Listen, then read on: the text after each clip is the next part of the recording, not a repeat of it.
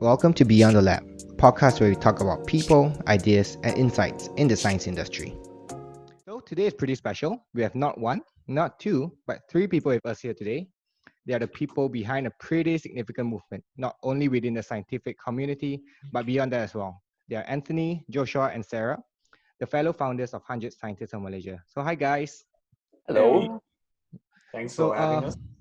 before we dive a little bit into 100 Scientists of Malaysia, maybe just tell us a little bit about yourself and what sparked the interest with brain research, since you guys are all doing brain research. Yeah, maybe you can start with Anthony, then Joshua, then Sarah. All right. I'm Anthony. I'm actually currently doing a PhD in the University of Nottingham. My views particularly looking at stroke survivors who've experienced some kind of sight loss, and we're trying to use brain imaging techniques to try to recover any residual function. And yeah, I think I'll leave like how we kind of start this platform up to Josh, because he's sort of like the progenitor of this idea.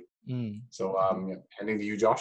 okay. Hi, I'm Josh. A little bit of my background. I did my undergraduate degree in psychology, and there was this little emphasis in this part of psychology called cognitive neuroscience. The part of neuroscience that I do is really grounded in the cognitive processes that we do as humans, basically. Thinking, memory, making decisions, how do we control our actions, and that kind of thing. So what really got me into neuroscience is the idea that we could study the brain and infer what would happen, study behavior and infer what happens in the brain, and the other way around as well. Yeah, so that's basically a little bit about my work and about 100 scientists. Should we follow on a bit later and let Sarah We'll do follow the on a bit introduction? later. Maybe, Sarah, just tell us a little bit about yourself. yes. Hi guys. So I'm currently a third year PhD student at the University of Nottingham, UK. I look at intranasal delivery of a hormone known as oxytocin.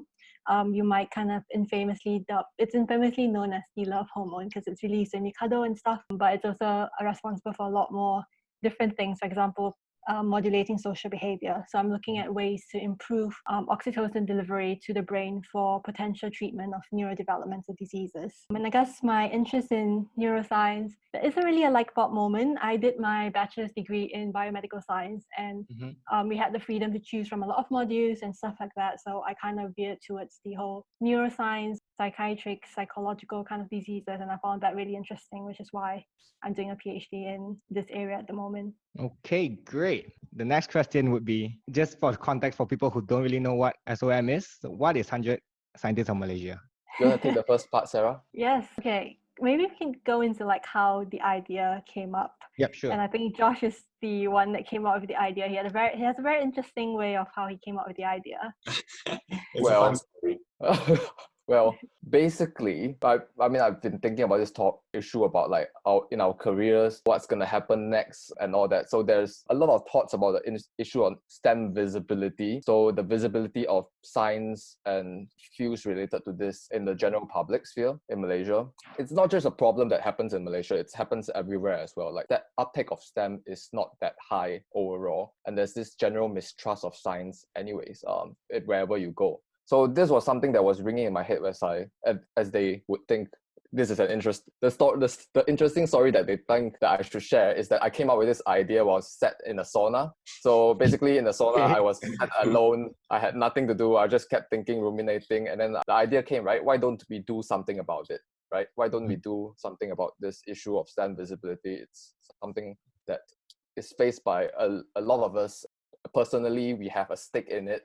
And yeah, I pitched after I came home from the sauna at uni, I pitched the ideas to Sarah and Anthony. And it seems to be something that they took well, and the rest, they say, is history. Okay.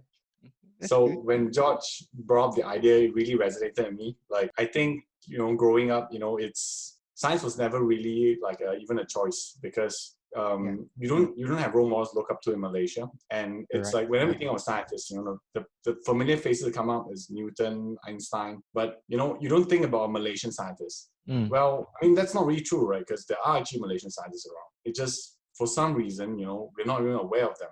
And that's kind of sad. It kind of like completely closes off this whole sector in your choice of career. So when Josh, talked about this idea of starting this platform, it sounds amazing.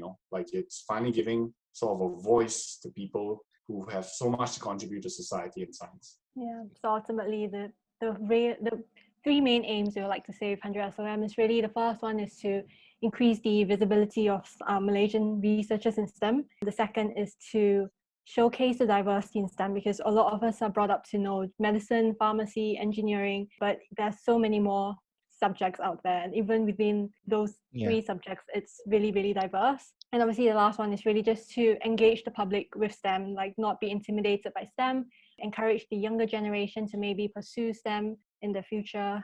And yeah. So I like the part where you say you want to increase the visibility and you want to engage the public, right? I think that's an important part, and I'll come back to that right in a bit. So I just want to know, right, I'm just curious for this, since you guys are all in the same background, is it hard working together or is it easier? How's your like team dynamics in that sense? Because when you have like people from the same background, right, working together, you guys like always think the same. Yeah. I wouldn't say that we come from the same backgrounds. Academically, we came from different parts. Anthony and myself, we come from a more similar academic background. We did an undergrad degree in psychology, but we were interested in very different aspects of psychology. He was interested in vision. I was interested in cognition. And Sara came from different academic background totally, in biomed. So even then, our perspectives are quite different. And as we grew to know each other, we have fairly different modes of working and different strengths and weaknesses as well. So for example, I am more of the idea generating person. I come up with crazy ideas and then I throw them out and then see whether half of them get taken up or not and things like that. And Anthony is more on the creative side of things. He is really good at illustration. He actually picked up graphic illustrations for this project, I think. You did. I think he didn't have other experiences. I first started with graphic design. Wow, okay, that's cool. And so Sara we've learned very particularly capable in social media engagement. She knows all the functions in Instagram that I would have no idea. And I just, I didn't know Instagram can do this. And it seems like she's one of the first people who is really good at what she does in this aspect very naturally. So I guess it fit together, right? We so happen to have a team of just 3 people working in close proximity with very strengths, I would say, and very weaknesses. And because we are housemates, we kind of also learned. Damn, I did not know that. I think it helped that we lived together for a year before Josh came to us with this idea. So we kind of already knew each of our personalities. It's kind of like a mini office. Yeah. Okay, so going back to your aim, right, to increase the visibility of Malaysian STEM scientists, right? Why do you think that's the case? Like, what do you think causes the visibility for all these STEM subjects to be lower? Why is there no uptake from the general public? So, do you want me to take it? Yeah, you can start first.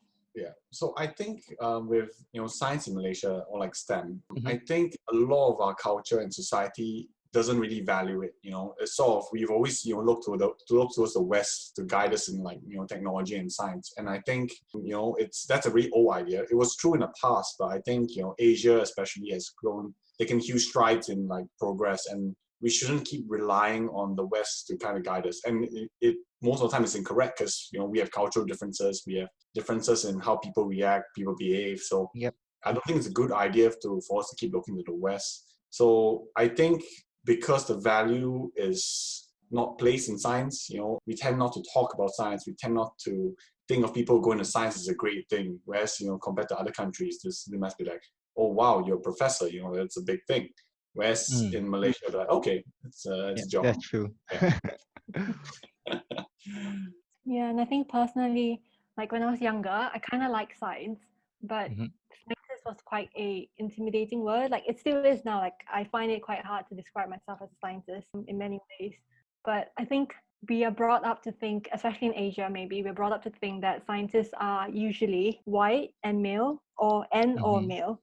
So you can't really imagine someone like you or me being called a scientist. And that's what 100 SOM really wants to play on, I think, just to show other people that despite that someone looking like you can be called a scientist and be achieving like great things.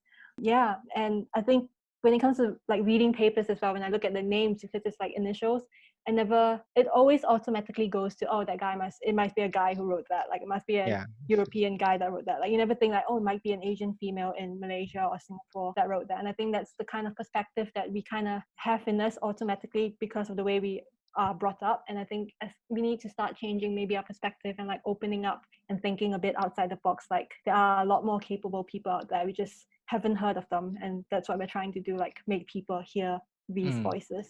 Understand. Soon to come, Wong et al. 2021. I'm waiting for that day, yes.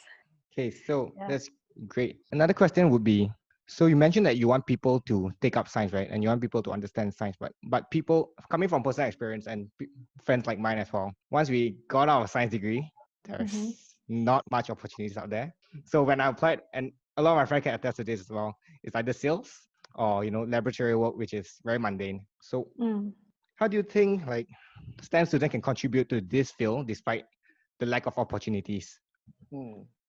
I say a few words on that. So yeah, if you look at the entire scientific ecosystem, right? All of us are science consumers. We consume scientific information, we consume the technology, and only a very limited amount of people are actually science producers. So the majority of the market should be, I mean, if it's in a healthy system, it should be the science consumers. So increasing knowledge and access to these kind of information, being able to use this information, not just to produce it, is key.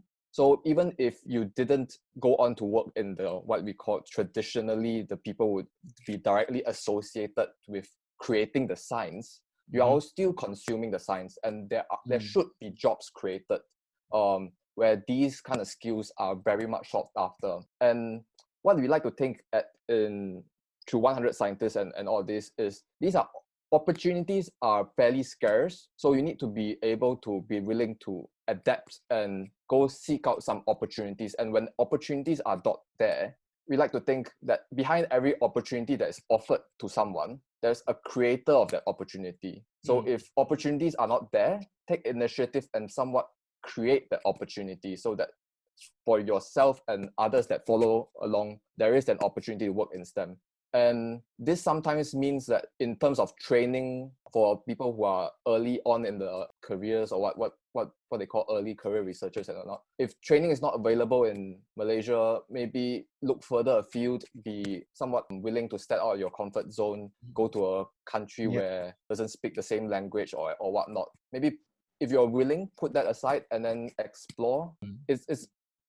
So the traditional countries that people look towards, UK, Germany and whatnot, some of them are more accessible. For example, in Germany, higher education is somewhat, they don't put funding as something that creates barriers to access for students. So if you're willing to go and tap into that field, you can go to Germany or places, other European countries with a scholarship to do a PhD or whatnot. So like following on from what Josh said as well, like I acknowledge what you're saying, because for example, when I was looking to go home as well, the only way you can get into research back home in Malaysia really is to stay in academia. And obviously academia might not be for everyone, but like you said, industry is mostly sales, marketing, or they do generic pharmaceutical kind of stuff. So no one is creating the opportunity back home. So at some point, I guess our generation, starting from our generation, we really have to sit down and think like, okay, I have to stop waiting for people to create opportunities for us. We have to be the one that is the one driving the change now. So I think one example of this girl that I interviewed for 100 SOM, I think it's quite a few months back now. Her name is Husna. So she is in second or third year of undergrad.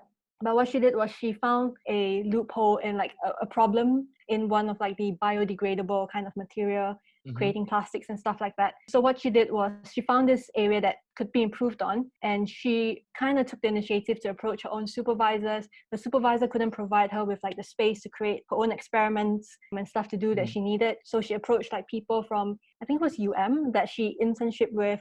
She went and find like opportunities overseas, like internship programs, business programs on like how to kind of make this into a career. And it was really, really hard, like when she was telling me about it. But it was also so inspiring at the same time, because she was only second year of undergrad, but she took the initiative to go look for all this stuff. She did all the experiments by herself. She funded her own experiments as well. She did like crowdfunding. went into like science competition, find her own money to do, and she was telling me like how many days she spent like really stressing out and crying because like she had to balance Yeah. everything because she's involved in the council movement as well and a lot of other extracurricular things. And but I think she's in a very good place now. She got recognized by a lot of different awards, and she is kind of trying to commercialize her item right now. So I think that's the kind of mindset that most of us probably need to have in us, that it's not really impossible, but it's more of like you really have to push yourself and step out of your comfort zone and stop waiting for people to take charge. Like instead, be the one that take charge. So yeah, so that's a good point because it's all about creating opportunities when opportunity is not there, right? But I just want to get your opinion on this because in academia in Malaysia, right, it's all we learn in biotech is really just biotech. There's no complementary skills. So what other skills do you think STEM students should take up so that we can create our own opportunities out there? So what I think that's really lacking, and this is like quite present in Malaysia, but also in other countries, is science communication. I think a lot of people do struggle with explaining their science to someone who has no idea of the field, and this is such a core skill that it's completely overlooked. Yes, it's important to understand the jargons, the technical terms, to talk to your peers and colleagues, but if you cannot explain your science well, you're going to cut out so many opportunities to work with industry workers, the general public. Because what is the point of science? The point of science is for you to discover knowledge and help use it to contribute to society. So when you miss out the complete second half of it, it really limits how far your science can go. So I think there are a lot of movements out there trying to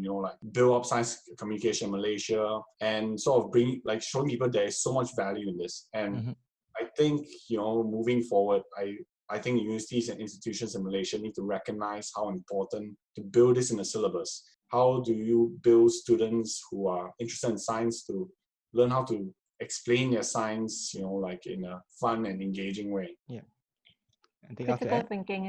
Critical thinking, I would say, is also very important. Like I think maybe I can't speak for the way Malaysia maybe conducts their academic kind of like undergrad, how the undergrads go about their usual lifestyle, but I guess we are used to being spoon-fed a lot. Like we're just used to like getting the lecture notes and then just learning what's in the lecture notes and memorizing that for exams, apply it and then forget and then repeat. But I think that's my whole degree life. I think that's a lot.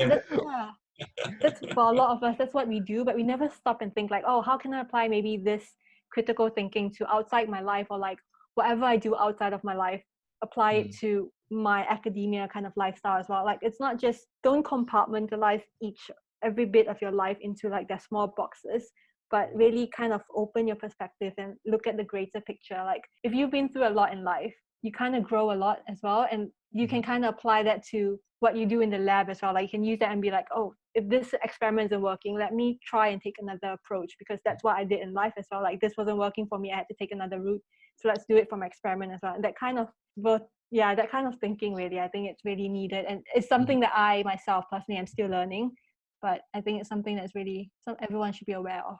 Joshua, anything to add? Or I would say it's so the tertiary education, not just in Malaysia, I think in UK and a lot of other places as well, it's really about this, like how you want to shape and mold your university experience as well. So there's a lot of things that even within your own academic field, right, you can do to add value on and shape it in a way that how you like it. There is space somewhat. So for example, if there is a substantial holiday break or whatnot, and then a member of the faculty is inviting internships, go seek out something that you enjoy, that you possibly are interested in, and you acquire skills that maybe not typically taught within your degree subject. For example, some coding skills, or like some more tangible skills like creating websites and whatnot. All these things gradually add up to your skill set, and then these are what becomes the more tangible, transferable skills that are just, if you like it, develop it, is what I'm trying to say. Like if there is something that you are interested in and it adds value to your career, go ahead and pursue it, because everything will add value. Just one more thing to add to that. I think also sort of experience from the PhD is that, and I think science also helps this, is that you realize that you can basically learn anything you want. And I think in Malaysia, people often feel like they're stuck in this box. if I pick this degree, I am forever an accountant, which you know is not true. No one wants to be an accountant forever. So I think it's important to realize that because of the internet, you can basically learn almost anything to some level. And this means that, especially if you're interested in science, you can also learn that through the internet, and there are a lot of free options, you don't have to pay for any of them, as long as you can search for it. So I think it's just also realizing that the structure in which how we think about, okay, I want to be in science, I need to do a degree in everything in the university, be a professor. That's not the only route. There are so many other routes. There are so many other ways to contribute. And yeah, just having an open mind to, like use whatever resource that come by to try to get to where you want to go. That's good. Really a lot of lessons to take away from here and very, very, very valid points. But let's go back to 100 SOM for a minute. What has been your proudest achievement with 100 SOM? I think it's just like making sure we actually got this far. Because I remember like in the very beginning when Josh was telling us, you were like, Josh had like really, really big dreams. He was like, and Anthony is always like, what are we going to commercialize this? Are we going to make this into a business? Like, what are we going to do once we reach the 100? And then I think me and maybe Josh, you were like, let's just see if we can even like get past 10. Can we even find You're like 7,000 now. Okay, we are like at 83, I think. Yeah, we're going 8,000 strong. followers, I think. Yeah, I think that was the biggest surprise. We really, really didn't expect the kind of support. Like even the beginning, we were like not sure if we could get that many scientists, not sure if anyone would actually want to speak to us, not sure if we actually had the audience for it. So we tested the waters with like our own profiles, and it wasn't anything sciencey. It was just like a teaser for what's gonna come. And surprisingly, like ours took off. Like I remember mine reached like, I don't know, quite a big number, and I was like, oh, actually people might wanna be, people might be interested, people want to listen to us. And then we kind of just rolled from there, and it's gotten quite big. I'm very proud of us and everything that's amazing. happened. Yeah. How about you two, Joshua and Anthony? I think one thing that was really that took me by surprise was that in one of our vision, it's kind of like increasing the visibility. I think funny enough, through this project, I come to realize there are so many more different fields of science that being done in Malaysia that I'm not aware of, and it's sort of like a learning moment for me, personally. Like what I thought was the scope of science was so much bigger than I ever could imagine, and just working through this, talking to different people about it, just realize it's so dynamic, the science community in Malaysia. And yeah, like, it's just so amazing, like we're hoping that this platform was there to allow this, but sort of by working with it, it kind of taught me a lesson. Yeah, most of what I'm quite proud of this project has been said by Anthony and Sara. I guess the other aspect that was very important to us was the sense of like, we've built a community around us, like even among the people we've interviewed and whatnot. People seem to know each other now, like they might be in somewhat closely related fields, or like fields that might have transdisciplinary potential. People are talking to each other, people are sharing their networks, or everyone's following each other on Twitter, like all that kind of stuff. Wow, building a cute. community.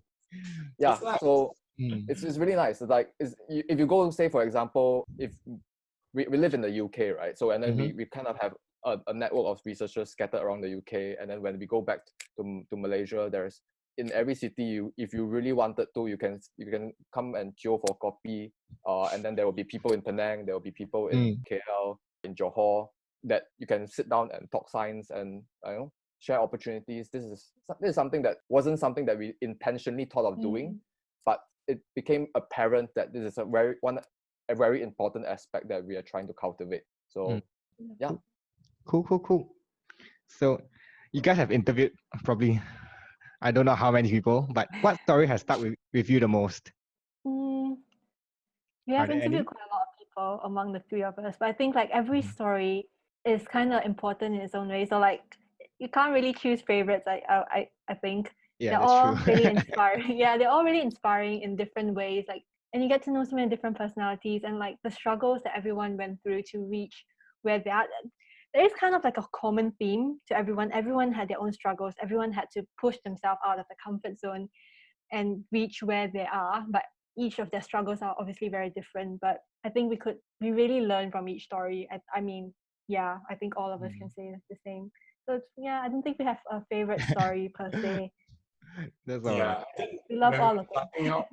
We were worried that every story would kind of sound the same, and there was a very big worry, like can we even sustain it to 100? But funny enough, even though there's common themes across stories, they each have their own unique character to it because I think, because of how we write the story. First, we write about your science, then behind the science, and about who you are. And I think that gives it sort of this uniqueness that, like it's genuine, it's sincere, and it's inspiring. And I think that's why, I don't know, I can't pick a favorite. Like I think each story, resonates like a different kind of feeling with me. So no favorites. Sorry, just out of topic a little bit. How many people have you guys actually interviewed? Like, do you guys count or do you guys just go with the We flow? posted over 80, right? Oh I mean, wow, just the okay. ones that are That's posted, and that's then that's huge. we still have a bank of Yeah. people. Mm. Close to 100 maybe in our drive, probably. Yeah. Cool. So I think we're like short of time a little bit, but take your time with this. So what's next for 100 Scientists of Malaysia? What's the ultimate goal and what's next? Yeah. World domination. Yeah. Are you gonna expand the UK? Gonna expand the US? I mean, we're definitely thinking of doing new things. We're going to keep our story because I think that's a huge part of our social media. And, Yeah. I'm big on the social media aspect of things, like keep our presence, keep our followers.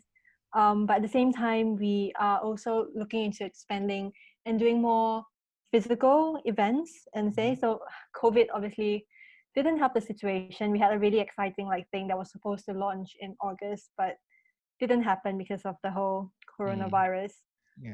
But we are planning a science placement project that hopefully can start next year, where we essentially hope to place, say, from 3 to A levels or STPM students in research institutes across Malaysia, be it private or public, and then kind of give them a 2 to 3 weeks kind of research experience, hands-on experience in the lab.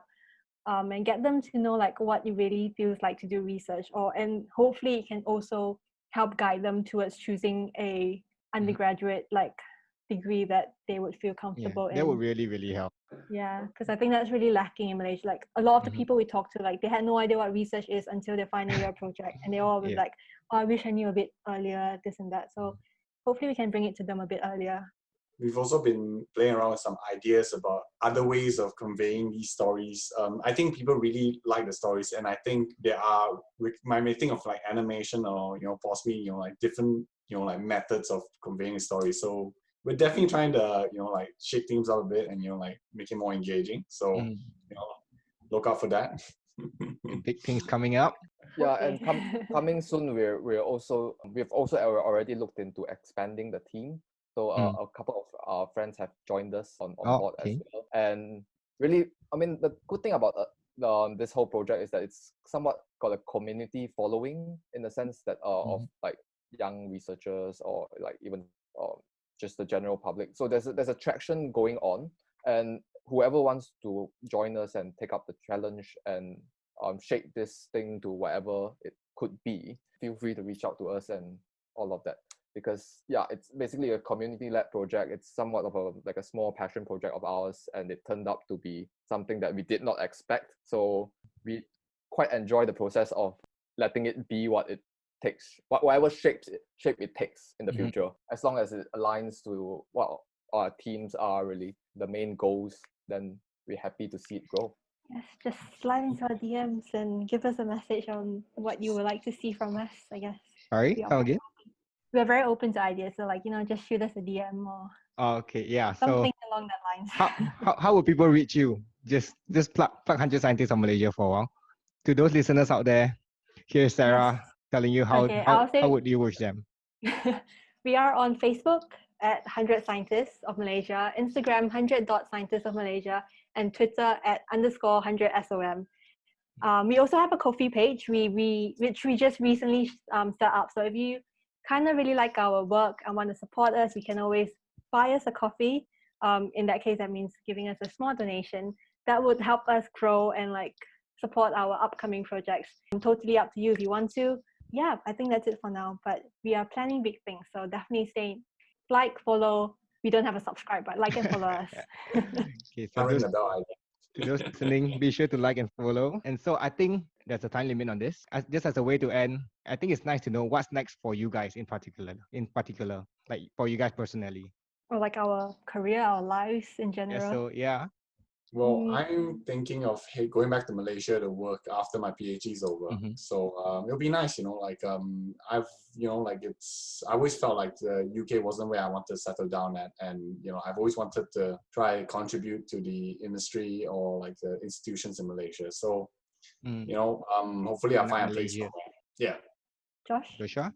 I mean, between now and finishing up the PhD is still a bit to go, like still some hurdles to pass through. So I'm very focused going and achieve as much as I can over this last leg of my PhD, see what I can do with my line of work. And I'm keeping an open mind as to what I'll do next. But hopefully I'll stay in academia if the opportunity allows. Yeah. I am finishing up my PhD, so I would have been finished in the lab this month if it wasn't for my extension because of COVID. Oh, So I'm going to be in the lab till probably December if things go according to plan. I am planning to stay in academia because I enjoy like the freedom and the challenge of it. But as to where I will end up in the future, I really have no idea. And I think like what I've learned over the past couple of months is that things don't always work out the way you imagine it yep, to. that's true. So I'm just gonna take it one day at a time, 1 month at a time, really, and apply for all the opportunities I have. And that's one advice I would give everyone out there as well. Like whatever opportunities out there, just go for it. Because someone told me this, like if it scares you, it's good because that means you really want it. So if there's Mhm. something that scares you, go for it. Just apply for everything. You can reject the opportunities that come later. And Joshua's clapping in the background, by the way, to those listeners who can't see. so yeah, just do what you want to do. If it doesn't hurt anyone in the process, Got it. it just helps you really. So we'll see what happens next Okay, year. so yeah, that's about it. So good luck in your future, and thank you so much for this, Thank you. for being in Thanks, this Julian. podcast. Oh, thanks for having us. Yep. Yeah, Thanks, thanks for Julian. having us. No problem.